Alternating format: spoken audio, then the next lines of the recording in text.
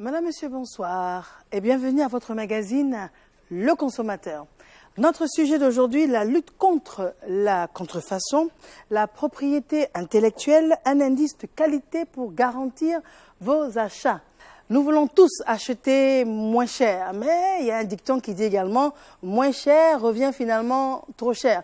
Mais l'idéal, ce serait d'avoir le meilleur rapport qualité-prix. Des personnes ressources également sur notre plateau pour en parler. Mais vous le savez, c'est la tradition dans cette émission d'avoir la présence de la famille Tola. Voyons voir comment est-ce que la famille Tola traverse les vicissitudes de la contrefaçon.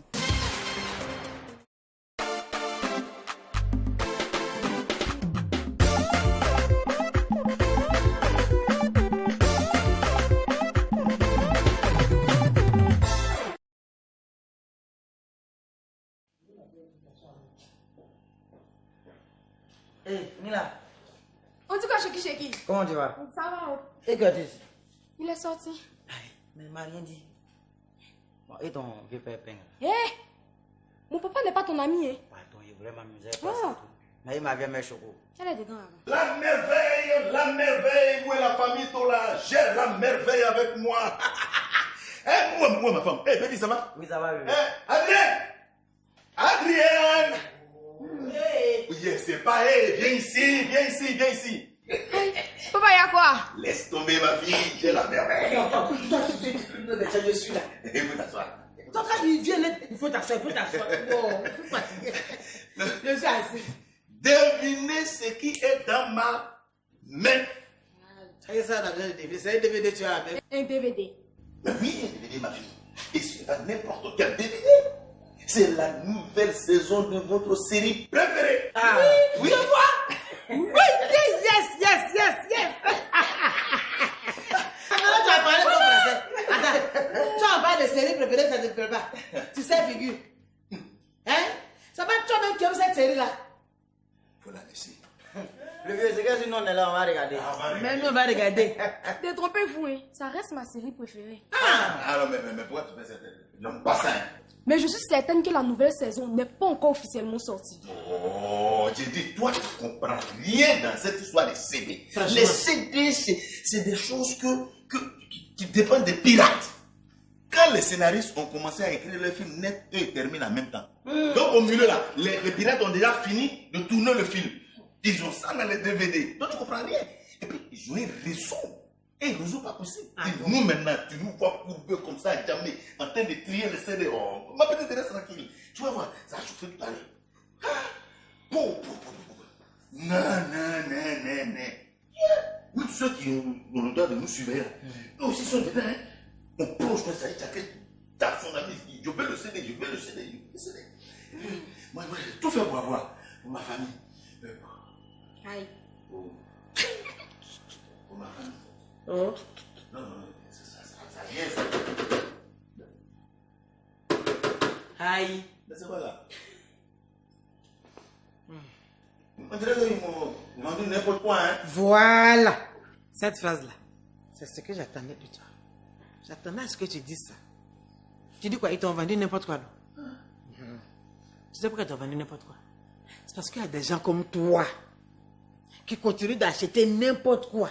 Et c'est pourquoi elles aussi, ils vont toujours fabriquer n'importe quoi. Et vous allez toujours acheter, c'est n'importe quoi là. Ça va. C'est quel film où on voit les gens demi-demi?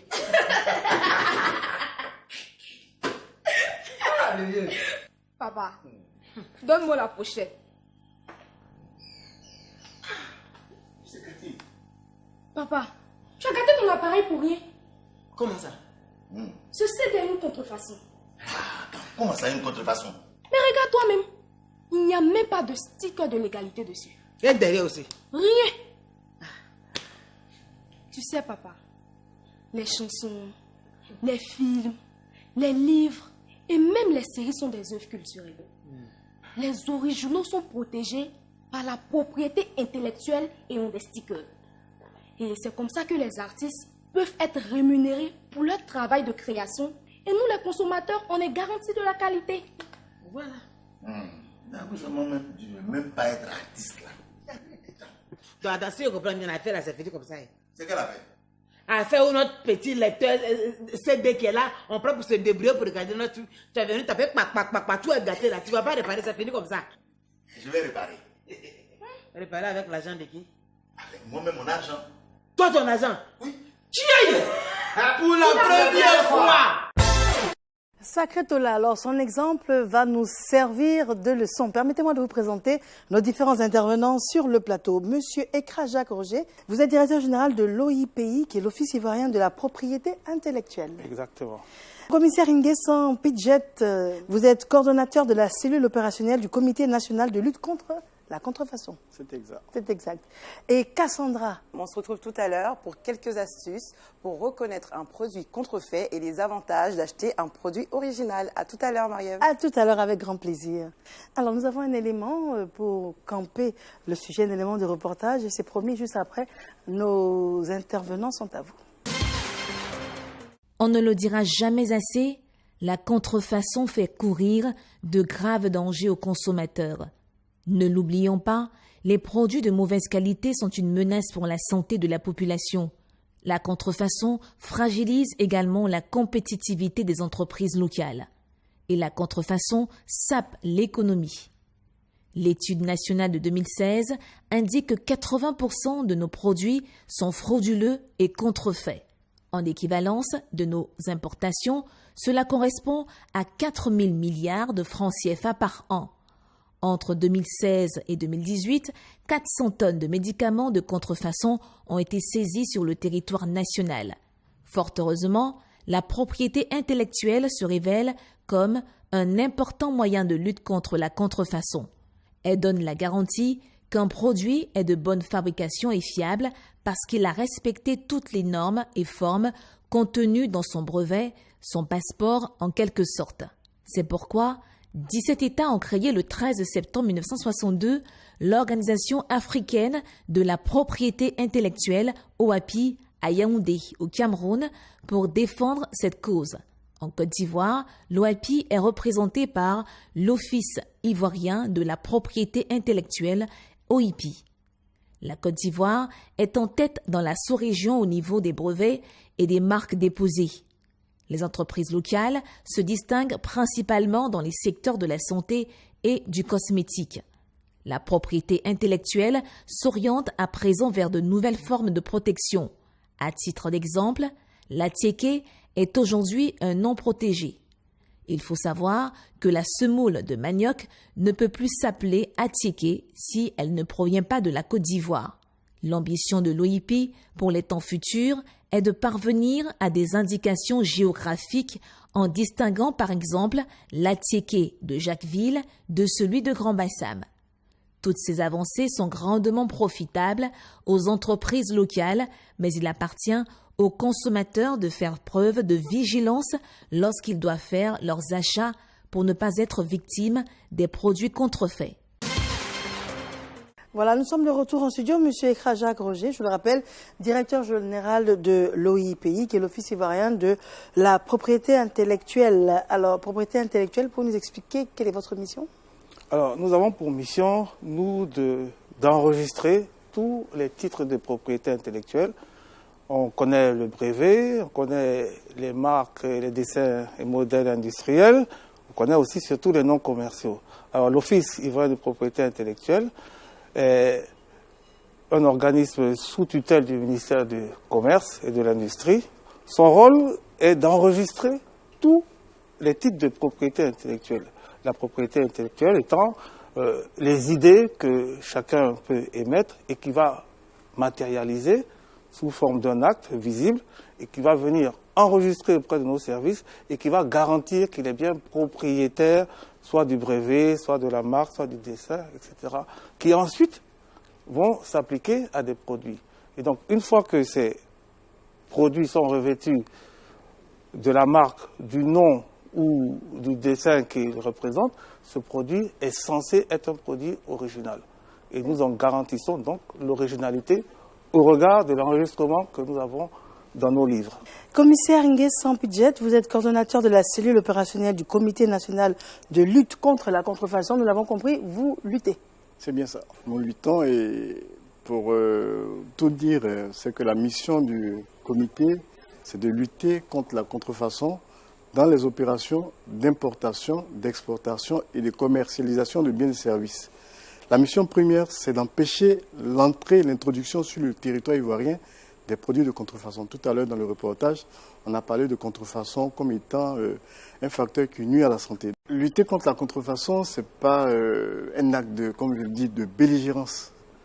Lutter contre la contrefaçon, c'est sensibiliser les populations à reconnaître les bons produits, c'est éduquer la population à avoir le réflexe du rejet du mauvais produit, c'est réprimer, bien entendu, tous les manquements aux atteintes aux propriétés intellectuelles. Ici, nous donnons la parole systématiquement aux consommateurs et je propose d'écouter le premier intervenant qui est une mère de famille. On l'écoute. On a l'impression que nous sommes en permanence exposés, nous les consommateurs. Tous les secteurs sont concernés par la contrefaçon. Notre santé est-elle réellement menacée? Le sentiment que l'on a, c'est que l'on est hyper exposé à la contrefaçon. C'est justifié, monsieur le DG? Oui, bien sûr qu'on est exposé à la contrefaçon, puisque tous les produits que l'on trouve sur le marché, les statistiques l'ont donné, sont sujets à la contrefaçon. Les commerçants, je ne veux jeter la pierre à personne, veulent faire du chiffre d'affaires. Donc, c'est tentant d'utiliser une marque, un nom d'un autre produit en disant que c'est l'original. Donc, tous les produits sont sujets à contrefaçon. Et donc, il appartient au consommateur d'être vigilant. Et donc, de chercher à savoir si ce produit-là porte le nom du produit original. C'est bien le produit original. Donc, le consommateur, bien sûr, c'est peut-être difficile pour lui, puisqu'il n'a peut-être pas la formation technique pour savoir, mais au moins, il peut se fier à un signe extérieur, le nom du produit. Il peut aussi, parfois, se regarder sur les emballages, regarder les dates de fabrication. En fait, le consommateur devra avoir un réflexe de demander si ce produit-là est original. Très bien. Alors, ça pose un autre problème. Demander à qui? Et le vendeur, par définition, il cherche à vendre son produit. Donc, on demande à qui peut nous garantir l'authenticité du produit. Moi, j'imagine bien un vendeur en train de me dire, madame, ça, fais-moi confiance. Je suis là, je ne vais pas bouger. Tu essayes, si ce n'est pas bon, tu viens me voir, je te rembourse. Ça, on l'a déjà entendu. Est-ce que ça ne nous garantit pas l'origine du produit? Non, peut-être pas en tant que tel. Ça ne vous garantit pas l'origine du produit. Mais au moins, vous pouvez situer les responsabilités. Le vendeur s'est engagé à vous dire que c'est l'original. Et s'il se trouve que le produit ne répond pas aux besoins que vous recherchez, vous avez tout à fait le droit de mettre en cause la responsabilité du vendeur. Et donc, à rechercher si le produit dont il a dit que c'était l'original est vraiment l'original. Et si vous arrivez à démontrer que c'est faux, alors effectivement, vous pouvez mettre en cause sa responsabilité auprès des services compétents, notamment le Comité national de lutte contre la contrefaçon.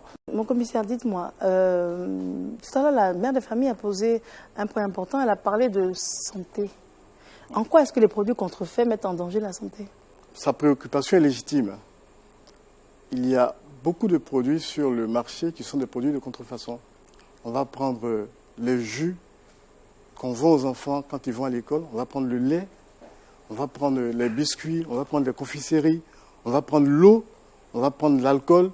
Bien entendu, tous ces produits sont des produits de contrefaçon. Alors, en quoi est-ce que ces produits-là peuvent nuire à la santé?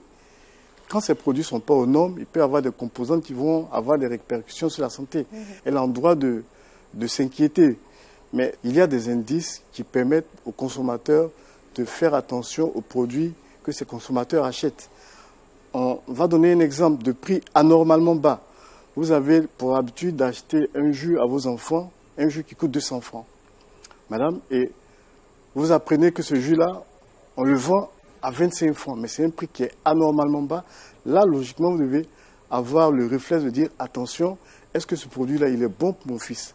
Donc, tout de suite, au plan du droit pur, on ne pourra pas parler de contrefaçon, mais on pourra parler de présomption de contrefaçon.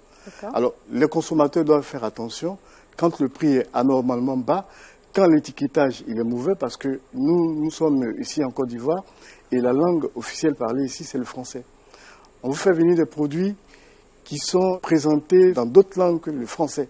Logiquement, le consommateur doit pouvoir s'interroger et puis saisir les services qui sont en charge de surveiller le marché pour que ces services-là puissent analyser ces produits et éventuellement protéger le consommateur parce que c'est de ça qu'il s'agit.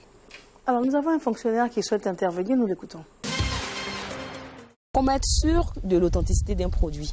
Comment procéder pour faire la différence entre un produit de contrefaçon et un bon produit? Ça, c'est vraiment la question qui intéresse tout le monde. Hein. Pour un consommateur d'attention moyenne, il n'est pas évident de reconnaître d'emblée le bon produit. Il y a des indices qui vont permettre de reconnaître le produit qui est présumé bon. Nous sommes toujours dans la présomption. Et pour reconnaître le bon produit, c'est logiquement le titulaire de marque, ce qu'on appelle les titulaires de marque, les propriétaires de ces produits-là, qui doivent, nous, au niveau du comité, nous enseigner les spécificités de ce produit, les caractéristiques.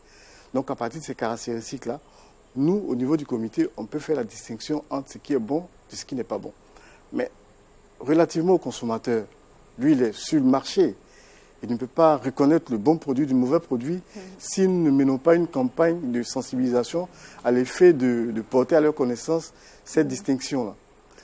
Donc, les seuls éléments qui permettent à ces consommateurs-là de pouvoir avoir de bons produits, ce sont les indices dont je parlais tantôt.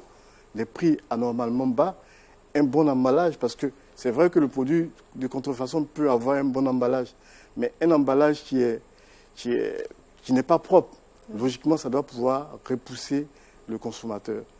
DG, on parle de propriété intellectuelle et c'est vers cela que l'on devrait aller pour au moins avoir la garantie que le produit n'est pas contrefait. Mais je suis au marché d'Adjamé, je vais faire mes emplettes. À quel moment est-ce que ça pourrait me venir à l'esprit de penser à vous? C'est vrai qu'effectivement, c'est difficile pour un consommateur ordinaire de savoir c'est quoi un produit contrefait. La première victime de la contrefaçon, c'est le véritable propriétaire du produit, de la marque ou du brevet. C'est à lui de se plaindre en premier. Parce qu'il a pris le temps d'investir, il a constitué son entreprise, il a fait son business plan sur une marque, etc. Et puis il se rend compte que sur le marché, il y a plein de produits, il y a d'autres produits qui ont la même marque que lui. Mais ce n'est pas lui qui les a fabriqués. Donc en principe, c'est à lui d'abord de se défendre et de donner l'alerte aux autorités comme le CNLC ou de saisir l'Office civil de la propriété intellectuelle pour savoir si la marque qui est utilisée est bien la sienne. Parce que sa marque a des signes particuliers. Parce qu'il y a des imitations de marque. Il faut faire attention à des imitations de marque. Si c'est une imitation de marque, c'est à lui de donner l'alerte. Mais je dirais alors aux consommateurs, il faut regarder aussi souvent, il y a les délais de péremption du produit. Les produits contrefaits en général ont des délais de péremption très courts parce que le commerçant veut écouler son produit. Il faut faire attention à tous ces signes. Un produit de marque en général doit se conserver dans des conditions particulières et adaptées. Si on vous donne un produit de marque qui est en vrac quelque part, comme on dit chez nous les marchés par terre, ça pose problème. C'est déjà un signe que ça peut être contrefait. Bon, je ne vais pas remettre en cause tous nos vendeurs de quartier, mais c'est vrai que c'est un commerce parallèle et qu'il faut faire attention en allant chez le petit commerçant du coin. C'est le lieu où on trouve le plus de produits contrefaits parce que les personnes qui sont les clients de ces magasins n'ont pas les moyens de faire attention. Et puis souvent, ils sont dans le besoin. Alors, mon commissaire, dites-moi, il y a des magasins entiers de contrefaçon.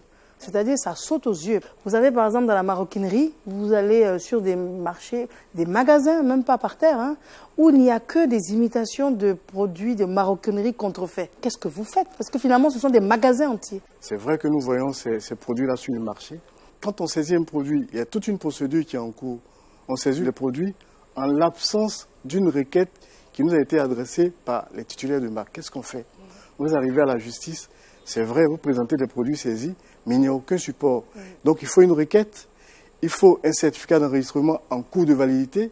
Ça peut concerner les dessins et modèles, ça peut concerner les marques, mais il nous faut ces supports-là. Ce qu'on attend, c'est que les titulaires de marque viennent nous saisir, saisissent le CNLC, saisissent les douanes ivoiriennes, saisissent les services traditionnels de lutte contre la contrefaçon comme la section de la police économique.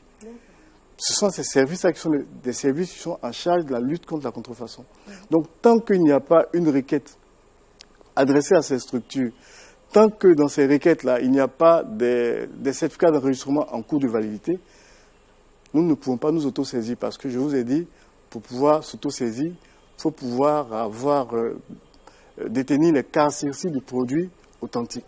Alors là, on se retrouve dans une situation où, c'est vrai, on nous parle de produits qui ont inondé le marché, mais on n'a aucun support juridique nous permettant de les saisir, malheureusement. Notre dernier intervenant, c'est un consommateur. On a pour coutume de dire « moins cher coûte cher ». Comment on peut, nous consommateurs, lutter contre cette tentation du moins cher qui au final nous coûte cher? Quels sont les réflexes à avoir? Moins cher coûte cher. Est-ce qu'un produit contrefait est forcément moins cher qu'un produit original? Le produit qui est moins cher est un produit contrefait puisque celui que le vend n'a pas investi autant que celui dont le produit est l'original. Lui, il a enregistré son produit, il paye des taxes, il paye des droits pour protéger sa marque, il paye un circuit commercial reconnu et donc son produit aura tendance à avoir un prix, j'allais dire, normal.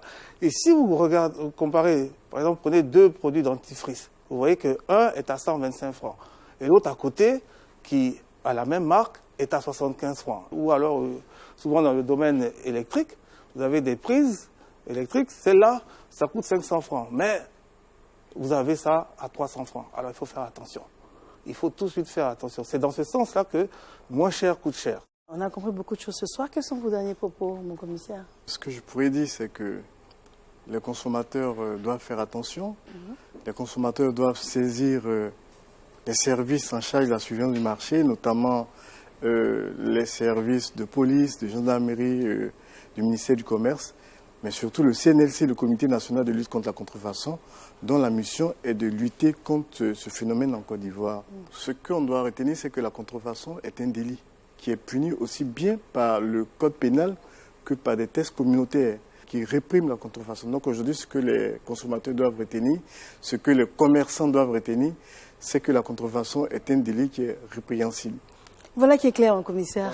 Monsieur Ekra Jacques Roger, quels sont vos derniers propos et vos conseils? Dès lors que la propriété intellectuelle intervient, j'allais dire en amont de la contrefaçon, la première personne concernée, c'est le propriétaire de la marque, on l'a dit tout à l'heure, et c'est à lui de lancer le premier cri d'alerte. S'il se rend compte que sur le marché, il y a des produits qui portent sa marque et ce n'est pas lui qui les a fabriqués, il faut qu'il ait l'honnêteté de le dire et de le crier haut et fort, et de saisir lui aussi, non seulement l'OIPI, mais aussi toutes les autres structures. C'est à lui de donner l'alerte. Une fois qu'il a donné l'alerte, cette marque-là sera mise sous surveillance. Voilà. Et dans ce sens, le consommateur, informé que, attention, sur telle ou telle marque, il y a risque de contrefaçon, va prendre ses précautions. Et vous verrez que même le commerçant, dans ces conditions, lui-même, va enlever de son stock les produits contrefaits pour laisser les bons produits, pour ne pas avoir à tout perdre. Messieurs, je vous remercie infiniment d'être venus sur notre plateau. Donc, vous êtes directeur général de l'Office ivoirien de la propriété intellectuelle, Monsieur Ekra Jacques Roger. Merci à vous. Et puis, mon commissaire, donc Monsieur Nguessan Pidjet, coordonnateur de la cellule opérationnelle du Comité national de lutte contre la contrefaçon. En tout cas, merci mille fois d'avoir répondu à nos différentes questions. Cassandra, Mariam, c'est à toi. Vous l'avez compris, la contrefaçon est présente dans tous les secteurs économiques. Une situation qui pénalise le détenteur de la propriété intellectuelle qui gagne sa vie grâce à leur recherche. Quand vous achetez un produit contrefait, personne n'est gagnant. Vous tuez la créativité et l'innovation et le produit contrefait ne vous satisfera jamais. Évitez donc le piège de la contrefaçon et ses conséquences. Voici quelques astuces pour le faire. Première astuce, méfiez-vous des prix trop bas. Ce ne sont pas souvent de bonnes affaires. Cela doit vous alerter. Aucune rémunération n'est reversée au créateur de l'œuvre. Seuls les faussaires et le revendeur y gagnent. Deuxième astuce, faites attention. Certains produits contrefaits sont conformes à l'original. Pour les reconnaître, faites bien attention aux étiquettes mal imprimées ou orthographiées ou à l'emballage. Troisième astuce, vérifiez l'authenticité. La présence d'un sticker originel déposé par les institutions officielles vous permettront de faire la différence entre un produit contrefait ou son imitation. Conclusion, acheter un produit contrefait vous fait perdre du temps, cela tue la créativité et l'innovation et ne vous garantit aucune durabilité. Cela peut être nuisible et nocif pour votre santé. Acheter un produit original vous coûte finalement moins cher et vous évite tous ces désagréments. Ces conseils, vous pouvez les retrouver sur le site du ministère du Commerce, de l'Industrie et de la Promotion des PME et sur notre page Facebook Conseil national de lutte contre la vie chère. À bientôt pour d'autres conseils. Voilà Mariam, c'était tout pour moi. Merci Cassandra. Un produit contrefait n'est pas forcément plus cher ou moins cher. Un produit original n'est pas forcément plus cher non plus. Ça veut dire qu'il faut du discernement. Et puis, il ne faut pas du tout choisir au hasard. En tout cas, merci d'être de plus en plus nombreux à nous suivre et puis avoir autant de retours positifs sur cette émission. Madame, monsieur, bonsoir et à bientôt.